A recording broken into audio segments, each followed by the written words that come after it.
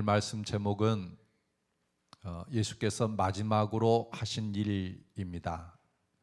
예수님이 마지막으로 하신 일. 요한복음에 의하면 예수님이 처음 하신 일이 사람을 세우는 일이라고 기록되어 있습니다. 그러니까 먼저 예수님을 알게 된 안드레가 자기 형 시몬을 예수님께로 데리고 왔습니다. 예수님이 그 시몬을 보는 순간 이 사람이 하나님 앞에 바르게 서면 나중에 아름답고 견고한 교회를 세워나갈 수 있는 반석이 되겠다. 그래서 그 시몬에게 게바라는 이름을 더해줍니다. 게바는 아람어인데 반석이란 뜻입니다. 이걸 헬라어로 번역하면 베드로, 페트로스가 된 것이죠. 그래서 이 시몬에게 베드로란 이름을 더해 주신 겁니다. 그러니까 우리가 이 요한복음을 보면 예수님이 그 사역을 시작할 때 처음으로 한 일이 뭐냐면은 사람을 세우는 일이었어요. 그리고 요한복음이 총 21장으로 되어 있는데 그 마지막에도 예수님이 하신 일이 뭐냐? 사람을 세우는 일이었어요.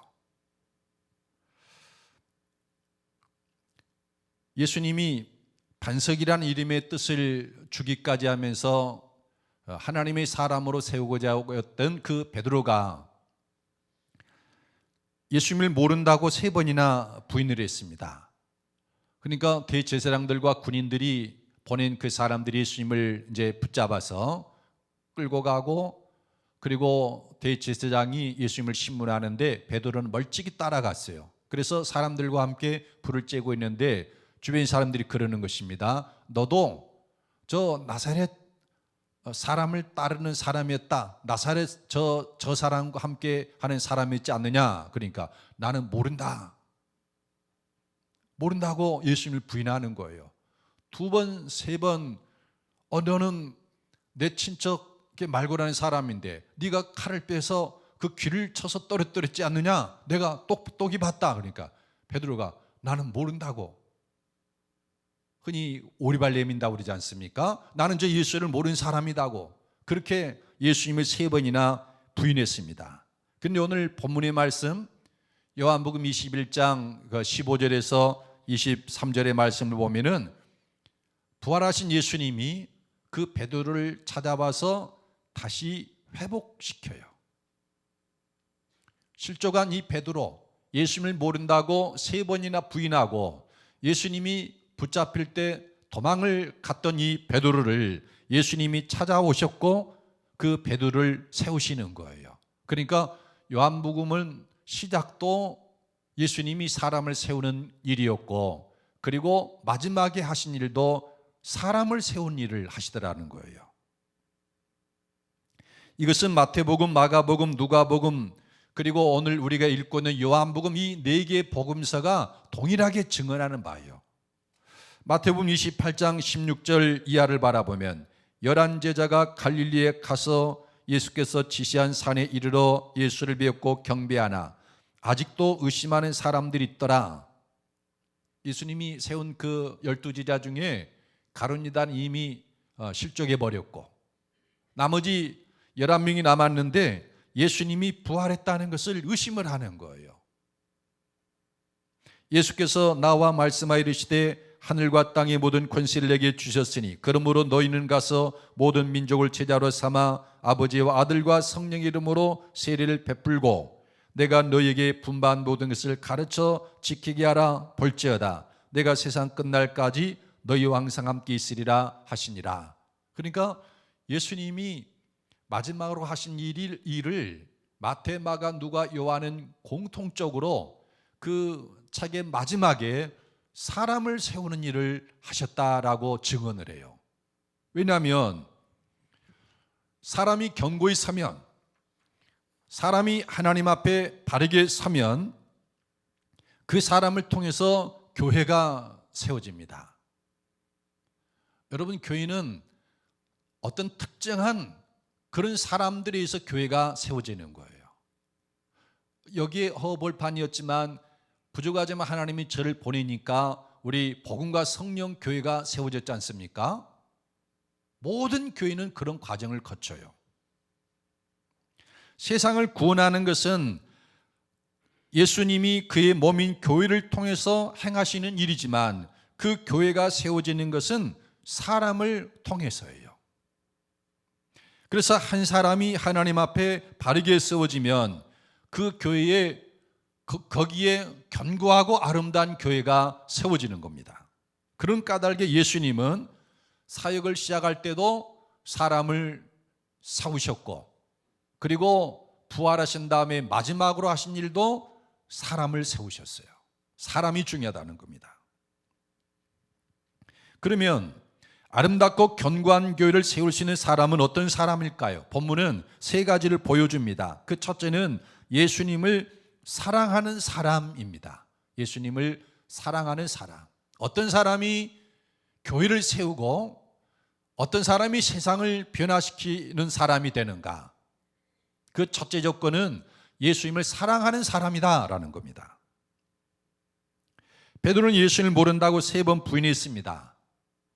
예수님을 부인한 베드로는 그가 예수님을 따르기 전에 했던 그 갈릴리 바다 디베랴 호수로 가서 물고기 잡는 어부로 돌아가 버렸어요. 그 물고기를 잡고 있는 베드로를 예수님이 찾아오셨습니다. 그리고 그를 회복을 시키는데 그것이 오늘 15절로 17절 말씀입니다. 여러분 우리 함께 읽어보겠습니다. 15절에서 17절 시작. 그들이 조반 먹은 후에 예수께서 시몬 베드로에게 이르시되 요한의 아들 시몬아 내가 이 사람들보다 나를 더 사랑하느냐 하시니 이르되 주님 그러하나이다. 내가 주님을 사랑하는 줄 주님께서 아시나이다. 이르시되 내 어린 양을 먹이라 하시고 또 두 번째 이르시되 요한의 아들 시몬아 내가 나를 사랑하느냐 하시니 이르되 주님 그러하나이다. 내가 주님을 사랑하는 줄 주님께서 아시나이다. 이르시되 내 양을 치라 하시고 세 번째 이르시되 요한의 아들 시몬아 내가 나를 사랑하느냐 하시니 주께서 세 번째 내가 나를 사랑하느냐 하심으로 베드로가 근심하여 이르되 주님 모든 것을 아시오매 내가 주님을 사랑하는 줄을 주님께서 아시나이다. 예수께서 이르시되 내 양을 먹이라. 그러니까 예수님은 이 베드로에게 양을 맡겨서 양을 치고 먹여야 되는, 그러니까 교회를 세우고 교회를 섬기고 교회를 자라게 하는 이 중대한 사명을 맡겨야 되는데 사전에 그 이전에 베드로에게 확인해 보기를 원한 게 있었어요. 나를 사랑하느냐 이거예요. 예수님을 사랑하느냐. 베드로를 찾아온 예수님은 요한의 아들 시몬아 내가 이 사람들보다 나를 더 사랑하느냐 물으셨어요. 그러니까 예수님 베드로에게 확인한 것은 사랑이고 사랑도 그냥 평범한 사랑이 아니라 여기 있는 다른 사람들이 나를 사랑하는데 그들보다 너는 나를 더 사랑하느냐 이거예요. 내가 세상에 그 있는 어떤 사람들보다 예수님을 더 사랑합니다. 그렇게 고백할 수 있느냐 이거죠. 베드로가 대답합니다. 주님 그러하나이다. 내가 주님을 사랑하는 줄 주님께서 아시나이다. 나 예수님 사랑한다는 겁니다. 그런데 예수님이 다시 묻습니다. 요한의 아들 시몬아 내가 나를 사랑하느냐? 베드로가 다시 대답합니다. 주님 그러하나이다. 내가 주님을 사랑하는 줄 주님께서 아시나이다. 그런데 세 번째 묻습니다. 요한의 아들 시몬아 내가 나를 사랑하느냐? 베드로가 근심이 되는 겁니다. 아, 예수님이 내가 예수님을 사랑한다는 말을 못 믿는 것인가? 내가 예수님을 사랑한다고 말하지만은 진정성이 없다는 뜻인가? 과거에 그는 예수님 사랑한다고 했다가도 예수님을 모른다고 3번이나 부인을 했는데, 그래서 내가 예수님 사랑한다고 하는데 믿지 못해서 그러시는가? 근심이 되는 거예요. 그래서 예수님께 베드로가 대답합니다. 주님 모든 것을 아시오매 내가 주님을 사랑하는 줄을 주님께서 아시나이다. 저나 여러분이 신앙생활하는 목적은 예수님을 믿어 생명을 얻고 더 풍성한 그 삶을 누리기 위한 것이고, 개인적인 목표죠. 그리고 사회적으로는 하나님의 자녀가 되는 권세를 받아서 내가 그 안에 그 공동체에 하나님의 나라가 임하게 하는 자, 하나님의 아들의 권세를 갖기 위해서 우리가 예수를 믿습니다. 이게 요한복음이 가르치는 바이죠. 이것을 통해서 우리가 처한 그곳에 하나의 교회를 이제 세워가게 되는데, 근데 요한복음은 우리가 어떻게 신앙생활을 해야 사람이 생명을 얻고 하나님의 자녀가 되는 권세를 얻을 수 있는가? 그것은 진리를 붙들어야 되는데, 그 진리는 바로 예수님이라는 것을 말씀을 합니다. 그래서 우리가 어떻게 해야 생명을 얻느냐, 어떻게 하나님의 자녀의 권세를 받게 되는가, 어떻게 하면 교회를 견고하게 세울 수 있는 사람이 되는가. 요한복음 1장 12절에는 영접하는 자, 곧 그 이름을 믿는 자들에게는 하나님의 자녀가 되는 권세를 주셨으니, 10장 10절에는 도둑이 오는 것은 도둑질하고 죽이고 멸망시키려는 것뿐이요 내가 온 것은 양으로 생명을 얻게 하고 더 풍성히 얻게 하려는 것이라. 모든 것이 예수님을 영접하는 데 달려있다라는 거예요. 그런데 대부분의 그리스도인들은 예수님을 영접한 것을 과거의 일로 여긴다는 점이에요. 나 예수님 영접했습니다. 예수님이 영접해야 생명을 얻습니다. 하나님의 자녀라는 권세를 얻습니다. 나 예수님 영접했는데요. 그런데 예수님을 영접한 것은 과거의 일이 돼버리고, 현재는 어떻게 사느냐? 예배드리고 기도하고 봉사하고 섬기고, 그렇게 예수님을 섬기는 거예요. 그런데 이 예배를 드리고 기도하고 봉사하고 주의를 지키고 이런 것들 굉장히 중요한 것입니다마는, 영접한 예수님을 사랑하고 그분과의 친밀한 사귐이 없이 이것으로 옮겨갔다고 하면은 그건 함정에 빠진 신앙이에요. 우리의 신앙의 핵심 본질은 영접한 예수님, 내 안에 임하신 그 예수님과 친밀한 사귐을 가지면서 사랑을 주고받는 그 관계 속에서 나아가야 됩니다. 이게 신앙의 본질이고 참이에요. 예수님이 베드로에게 내가 나를 사랑하느냐 물어본 것은 바로 그거를 물어보시는 거예요. 예수님을 사랑하는 것이 왜 중요한가? 요한복음 14장 23절은 이렇게 말합니다. 예수께서 대답하여 이르시되 사람이 나를 사랑하면 내 말을 지키리니 내 아버지께서 그를 사랑하실 것이요 우리가 그에게 가서 거처를 그와 함께 하리라. 그러니까 우리가 예수님을 사랑하면, 예수님을 사랑하기 때문에 예수님의 말을, 하나님의 말씀을 지켜나가게 된다라는 거예요. 여러분, 사랑을 하는데 저 사람이 원하는 대로 행하지 않고 내 마음대로 하고 싶은 대로 하면은 그건 사랑, 그 거짓말인 거예요. 그건 정욕적인 사랑이고 진정한 사랑이 아닙니다. 예수님을 사랑하면은 예수님 말을 지켜요. 예수님의 말을 지키면 하나님이 저를 사랑하고 성삼위 하나님이 오셔서 그와 함께 거처를 삼으십니다. 그 안에 거하고 그와 함께 거하신다라는 거예요. 그래서 예수님을 사랑하는 것이 얼마나 중요한가? 이 요한복음 14장 13절의 말씀을 통해 볼 때 신앙의 A, B, C는 예수님 사랑하는 것이라는 거예요. 우리가 예수님을 사랑해 주시면 내 안에 거하면 그 삶으로 인해서 어마어마한 것들이 발생하라는데, 요한복음 15장 1절 이하에 바라보면 예수님이 그러지 않습니까? 내 아버지는 농부요 나는 포도나무요 너희는 가지라. 가지가 포도나무에 붙어 있으면 풍성한 과일을 계속 맺겠지만, 그러나 나를 떠나면, 가지가 그 포도나무를 떠나면 말라서 죽고 사람들이 불살아 버리느니라. 그래서 예수님은 우리가 예수님 안에 거하고 예수님이 내 안에 거하는 이 삶이, 이 원리가 우리의 신앙을 능력 있게 하고 풍요롭게 하고 권능 있게 한다는 것을 보여주고 있어요. 그런데 예수님을 사랑하는 이것을 놓쳐버리고 있다면, 대신에 예배나 봉사나 기도나 주일 지키기나 이런 것들로 신앙생활이 유지되고 있다면 이건 경고등이 들어온 거예요. 오늘 예수님께서 베드로를 찾아오셔서 요한의 아들 시몬아, 내가 나를 사랑하느냐 물으셨어요. 이 질문은 저나 여러분에게도 동일하게 하는 질문일 것입니다. 아무개야, 내가 나를 사랑하느냐? 다른 사람들보다 내가 나를 더 사랑하느냐? 예, 주님, 그러합니다. 내가 주님을 사랑하는 줄 주님께서 아십니다. 여러분, 이렇게 고백할 수 있기를 예수님의 이름으로 축복합니다. 그 다음에 두 번째로, 어떤 사람이 진정한 풍성한 삶을 누리고 하나님의 자녀의 권세를 받아서 세상 하나님 나라가 임하게 하고 교회를 견고하게 세워가는가? 팔을 벌리는 사람이에요. 팔을 벌리는 사람.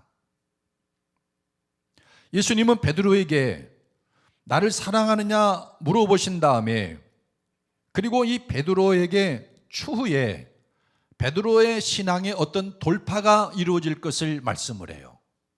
신앙의 어떤 돌파. 우리 신앙도 역시 이 돌파가 필요하는데, 여러분 18절과 19절을 함께 읽어보겠습니다. 시작. 내가 진실로 진실로 내게 이르노니 내가 젊어서는 스스로 띠띠고 원하는 곳으로 다녔거니와 늙어서는 내 팔을 벌리리니 남이 내게 띠띠고 원하지 아니하는 곳으로 데려가리라. 이 말씀을 하시면 베드로가 어떠한 죽음으로 하나님께 영광을 돌릴 것을 가리키심이로라. 이 말씀을 하시고 베드로에게 이르시되 나를 따르라 하시니, 18절을 보면은 두 가지 신앙이 있음을 볼 수 있어요. 하나는 스스로 띠띠고 원하는 것으로 다니는 신앙이에요. 스스로 띠띠고 자기가 원하는 것으로 다니는 신앙. 다른 하나는 남이 내게 띠띠우고 원하지 아니하는 것으로 데려가는 신앙. 그러니까 나는 팔을 벌리고, 그러니까 다른 사람이 나에게 띠를 띠우고 그 사람이 원하는 대로 나를 끌어가는 그런, 데리고 다니는 그런 신앙. 그런데 베드로는 젊어서는 스스로 띠띠고 원하는 것으로 다니는 신앙이었는데, 베드로가 늙어서는 팔을 벌리게 될 것이고, 그러면 남이 그가 원하는 것으로 너를 데리고 가는 신앙이 될 거다, 이런 말이에요. 좀 더 자세히 보겠습니다. 스스로 띠띠고 원하는 것으로 다니는 신앙은 무엇인가? 이것은 자중심의 신앙이에요. 그러니까 내가 그리스도와 함께 십자가에 못 박혀서 나는 죽고 그리스도께서 내 안에 사시는 십자가 복음의 능력을 경험하지 못한 사람의 신앙이에요. 그러니까 모든 것이 자기중심이에요.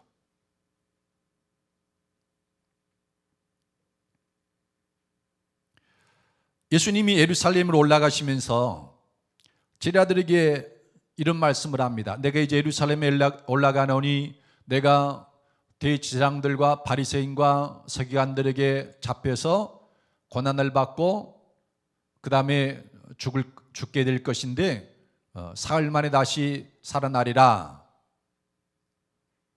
십자가의 죽음과 부활을 예고를 합니다. 그때 베드로가 이렇게 말해요. 예수님을 붙들고 항변하며 이르면서 주여 그리 마옵소서, 일이 결코 주께 미치지 아니하리다. 그러니까 예수님이 앞장서서 예루살렘을 올라가는데, 올라가시면서 제자들에게 내가 지금 예루살렘을 올라가면 예루살렘의 당국자들에 붙잡혀 십자가에 못 박혀 죽게 될 것이고, 그 다음에 그러나 사흘 만에 다시 살아나려고 그러니까 그 말을 듣는 베드로가 잽싸게 예수님 앞에 딱 와가지고는 가로막으면서 주여 그리 마옵소서, 결코 이 일이 주께 미치지 아니하리다 그랬다는 거예요. 그러니까 예수님이 사탄아 내 뒤로 물러가라 그러신 거예요. 이 행동에서 보는 이 베드로의 신앙은 어떤 신앙인가? 스스로 띠띠고 원하는 것으로 다니는 신앙이에요. 자중심이에요. 자기가 생각해 볼 때, 베드로가 생각해 볼 때 예수님이 예루살렘으로 올라가면 메시아이신 예수님이 대적들을 물리치고 그곳에 하나님의 나라를 세울 걸로 희망을 했어요. 그리고 그날이 되면은 예수님이 좌우편에 한 자리에 차지하고 앉을 그런 사람으로 기대한 거예요. 이게 베드로가 원하는 그림이었어요. 그런데 예수님이 예루살렘 올라가면은 죽임을 당한다고 하니 이게 베드로가 원하는 바가 아니지 않습니까? 그래서 예수님을 가로막고 주여 그러면 안 됩니다. 가로막은 거예요. 여러분, 자중심의 신앙, 스스로 띠띠고 원하는 것으로 다니는 이 신앙은 열심도 있고 주를 위해서 일하는 것도 같지만, 그러나 그 본질을 살펴보면은 사탄의 역사일 수도 있는 거예요. 하나님 나라가 이 땅에 임하는 것을 돕고 섬기는 사람이 아니라 대적하고 가로막는 자가 될 수 있다는 거예요. 우리는 팔을 벌리는 신앙이 되어야 됩니다. 이는 그리스도 중심의 신앙입니다. 나는 죽고 그리스도께서 내 안에 사는 신앙입니다. 팔을 벌린다는 것은 나를 잡아가려면 잡아가세요. 흔히 우리가 포기하는 것을 그러잖아요. 날 잡아 잡수세요. 그런다고 그러지 않습니까? 팔을 벌리고 마음대로 하세요. 이 팔을 벌린다는 것이 무엇을 의미한가에 대해서 학자들 사이에서 많은 논의가 있습니다. 근데 그들의 논의를 정리해 보면은 대충 두 가지로 정리할 수 있는데, 하나는 그러니까 나는 죽고 내 안에 그리스도께서 사시는 형태의 신앙을 말한다. 그러니까 자아가 죽은 거예요. 예수님이 하자고 하면은 그대로 따른다는 겁니다. 이런 형태의 신앙을 말한다. 그리고 다른 하나는 두 팔을 벌려 십자가에 못 박혀 죽게 될 것을 뜻한다. 오늘 예수님께서도 이것은 어떠한 죽음으로 베드로가 죽게 될 것을 가리키는 것이다라고 하셨죠. 그래서 팔을 벌린다는 것은 베드로가 나중에 그렇게 두 팔을 벌려서 십자가에 못 박혀 죽게 될 것을 말하는 것이다. 저는 이 둘 모두가 다 합당한 해석이라고 생각을 합니다. 그러니까 베드로는 혈기왕성했던 젊은 시절에는 스스로 띠띠고 자기가 원하는 것으로 다니던 신앙이었습니다. 그런데 늙어서는 주께서 원하는 대로 주께서 가라시는 곳으로 그렇게 예수님의 뜻을 따라서 예수님이 증인이 될 거다라는 것입니다. 베드로 행전이라는 게 있습니다. 우리 신약 성경 27권에는 들어가지 못했는데, 그래서 이 베드로 행전을 외경이라고 합니다. 신약의 외경. 정경이 있고 외경이 있고 위경이 있어요. 그러니까 거룩한 문서들이 수없이 많이 작성되었는데 모든 신자들이 신앙의 척도로 삼아야 될 것을 정경이라고 합니다. 27권.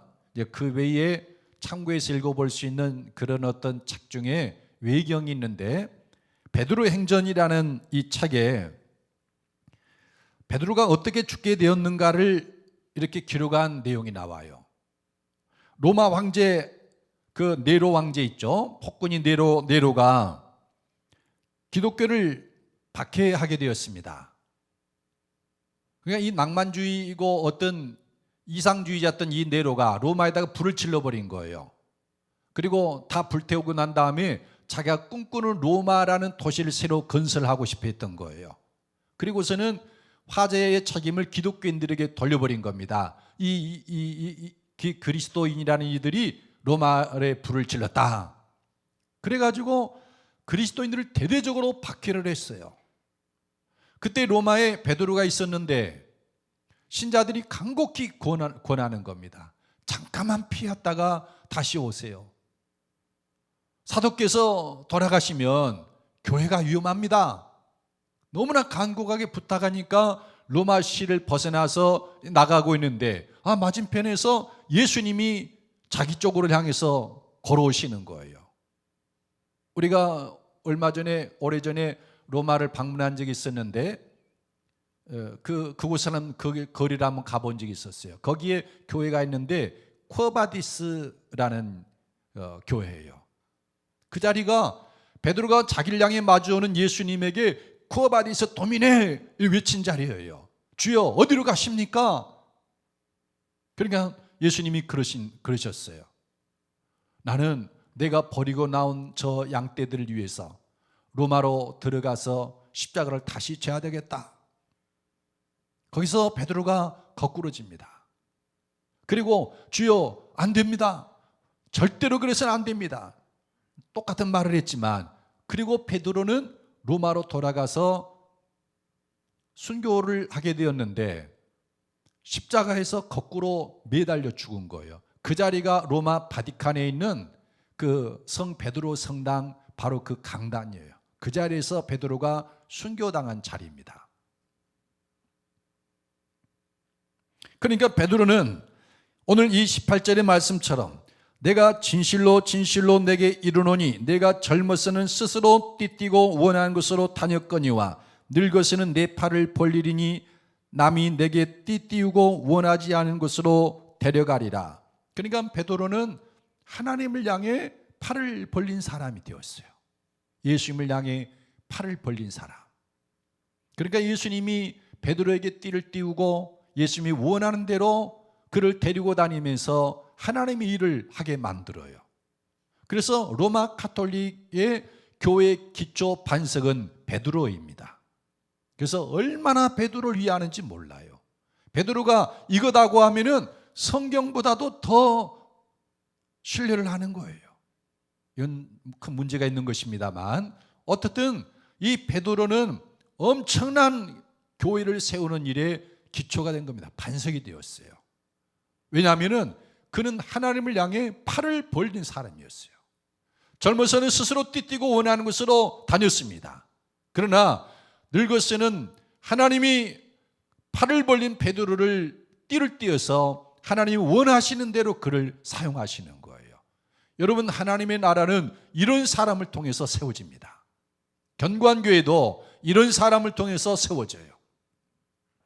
그 다음에 세 번째로,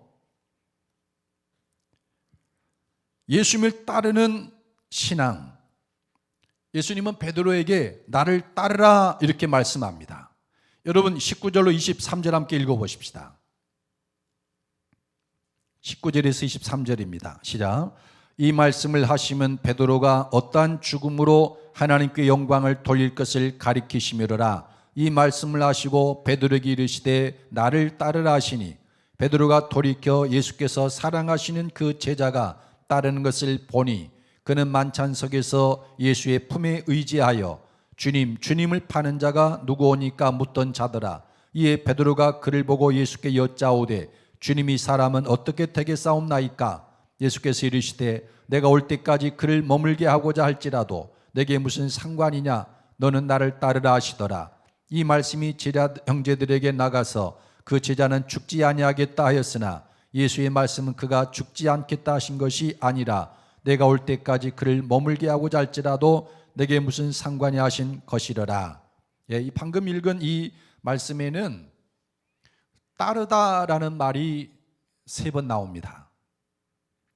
처음 따르다라는 단어가 나온 것은 19절인데 이 말씀을 하시면 베드로가 어떠한 죽음으로 하나님께 영광을 돌릴 것을 가리키시미르라. 이 말씀을 하시고 베드로에게 이르시되 나를 따르라 하시니, 그러니까 예수님 베드로에게 나를 따르라 하신 이 말씀이죠.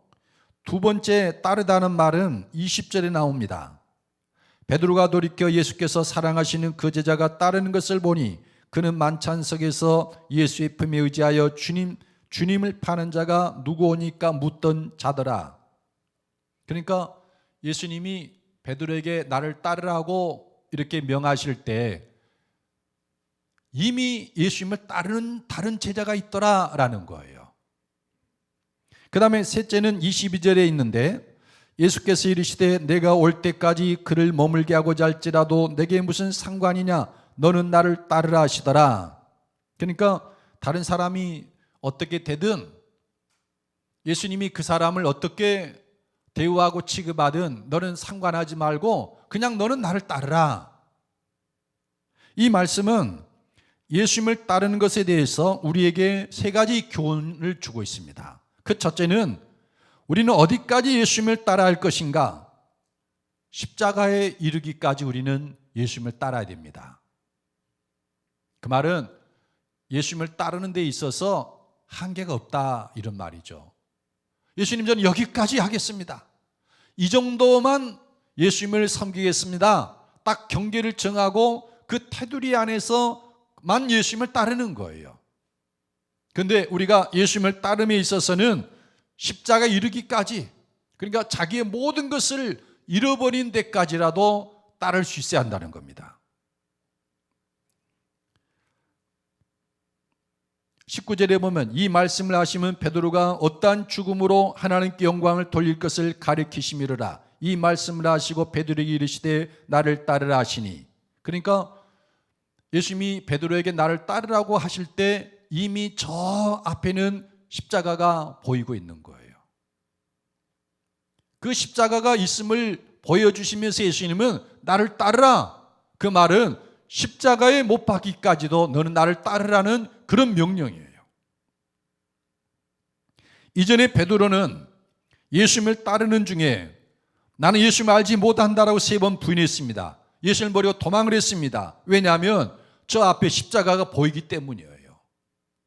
사람들이 예수님을 잡으러 왔고 십자가에 못 박아 죽일 것이 보이는 거예요.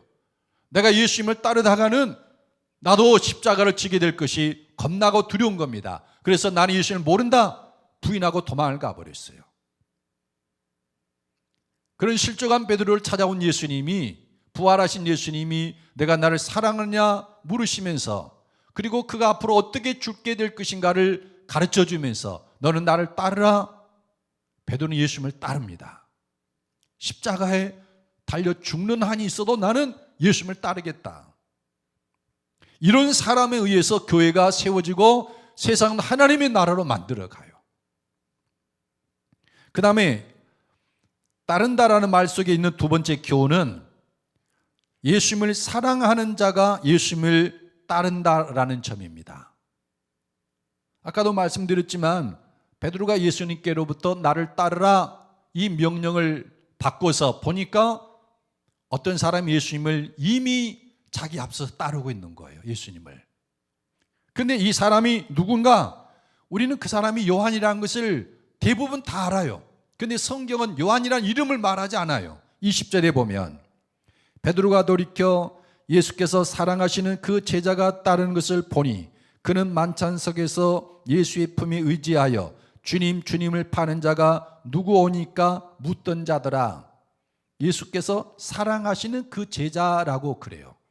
예수님이 사랑했고, 그리고 누구보다도 예수님을 더 가까이서 사랑하는 사람, 그 제자는 이미 예수님을 따르고 있는 거예요.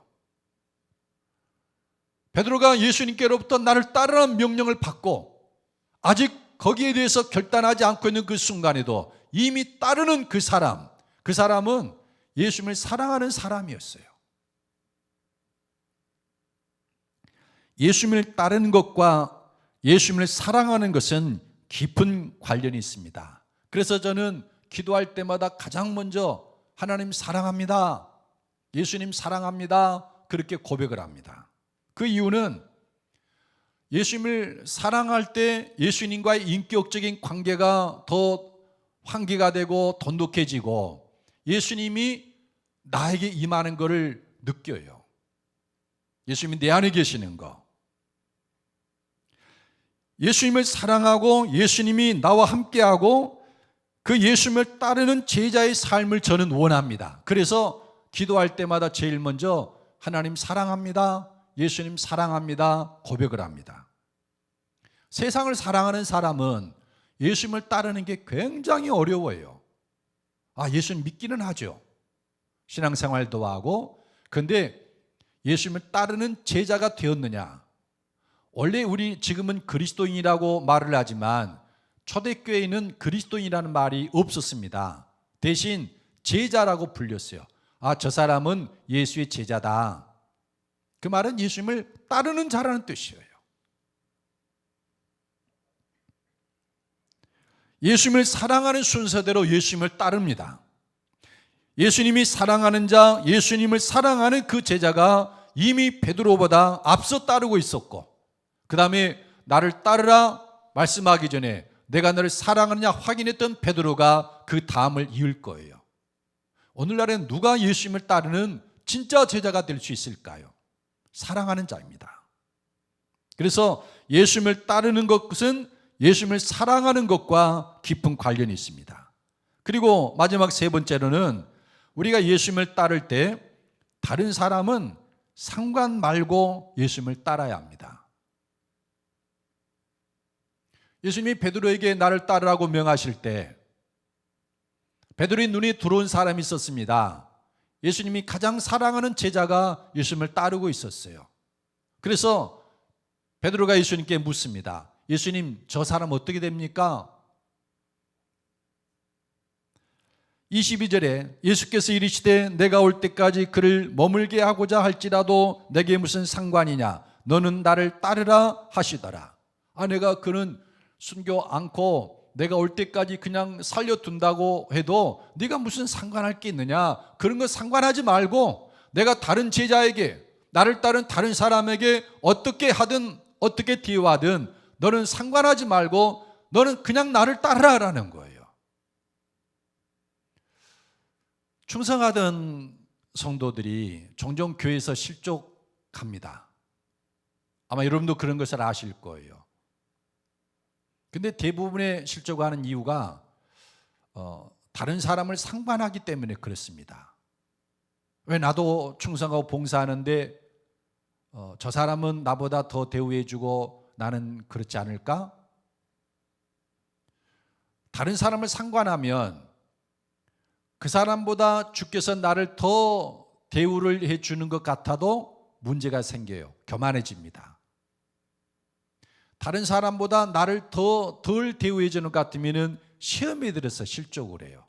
아무튼 예수님을 따를 때 다른 사람을 상관하는 것은 백해무익해요.